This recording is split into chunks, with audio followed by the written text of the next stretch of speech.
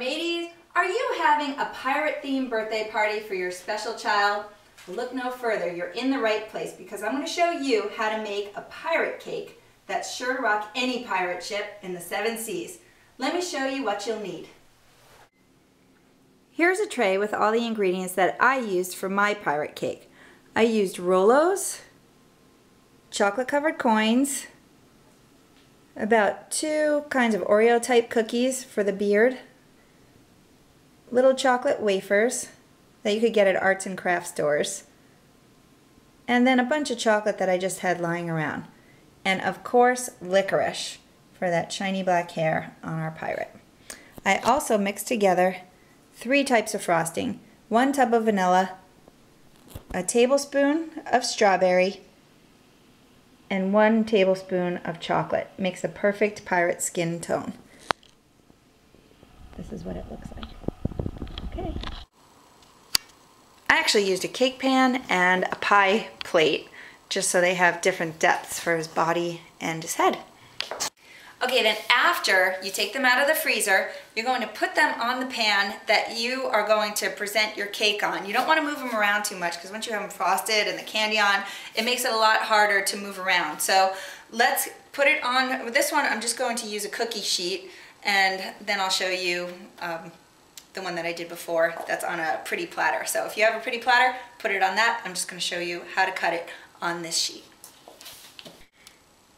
Okay, so for the pirate's face, you're just going to cut down on each side. The chin's down at the bottom here. So you're just cutting a little piece off.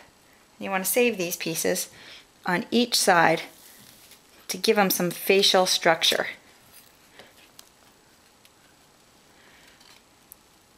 Okay, and then for the body, we're going to come down here and cut a little piece off the side. See, we're just keeping it very simple. This is going to be where his arms are hanging down. And then we're going to take a little bit off of the bottom here so it's straight across, and then we're going to use this for his pirate cap. So that later on is going to go across the top of his head. So we'll put that right here for now. Then we're going to cut this part straight across too, to build that up a little bit. Okay, so step 1, just do the cheeks. Step 2, cut each side of the round cake over here. Step 3, cross the bottom. Step 4, cut off the top. Okay, we're going to cut this piece in half. And this is what's going to make like where the top of the pirate hat attaches to his cap part. Alright, we're pretty good here. Now we're going to come back down here. These are going to be the arms hanging down. So we're doing 1 cut there. Just separate it a little bit. Leave a wider part in the middle. So probably a quarter of the way in on each side. And cut a little higher too. Move that arm out. Move this arm out. See, isn't that easy? You got your perfect shirt right there. Now, the extra pieces that we have from before, I always like to use these pieces because this will be one of his hands. You could cut this in half and just put it down here, and then his other hand here. Right now it doesn't look like a hand, but we'll get there with the frosting. Plus we're going to put a hook. We have our extra piece over here. This could be part of the pirate hook. We're going to frost this and then put the hook coming up. Super cute. Then you could cut little, there's his thumb, maybe put some gold coins in there once it's done, but you get the gist of it. Okay, then frost away. Just want to make it nice and smooth to put all the good stuff on. If you have a frosting spatula, that works the best, and if you dip it into warm water, it helps smooth out the frosting a little bit better than this. So for the lips, I'm just going to break up a piece of another marshmallow, chocolate marshmallow, and make the top of the lip. Flatten it out a little bit. And then break another piece off and roll it. And just kind of play with it because it shrinks back down and make the bottom of the lip. And then inside the mouth, we're going to use some gold for the gold teeth. Okay, for the eye, it's kind of fun.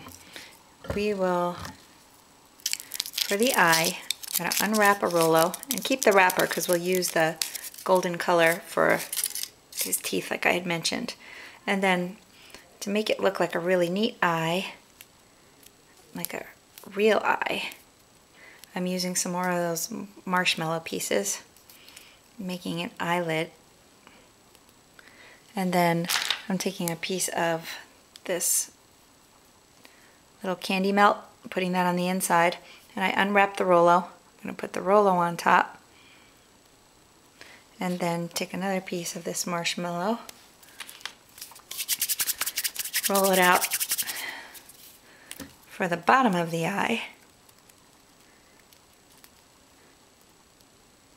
Now he still needs a little pupil, so anything black, if you have a piece of dark chocolate chip, this here is just a little piece of licorice.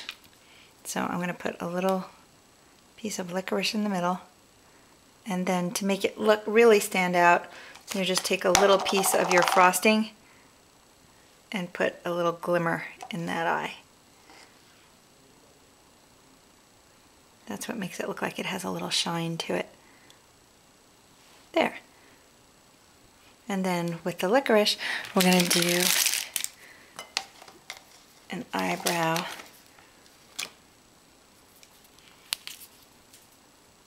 And I'll fine tune this a little bit, but that's just to get the basics down. And then of course, this is where we start adding the pirate's hair. I'm going to put a lot of licorice. The more the better. And then I also, for mine, the pirates wear earrings, so I'll grab another Rolo and I put 2 separate ears with earrings on each side.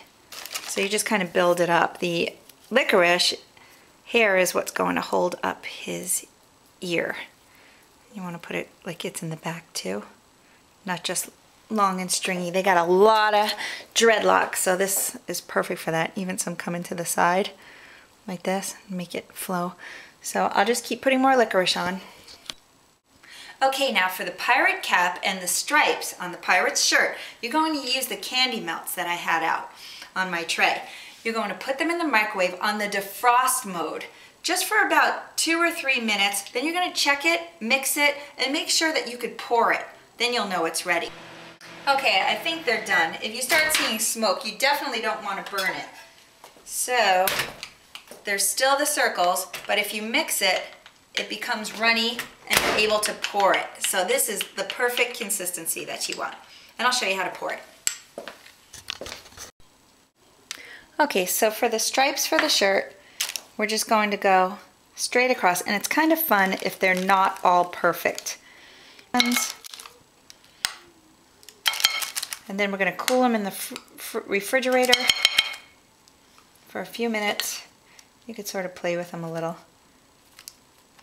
Like I said, all those little strings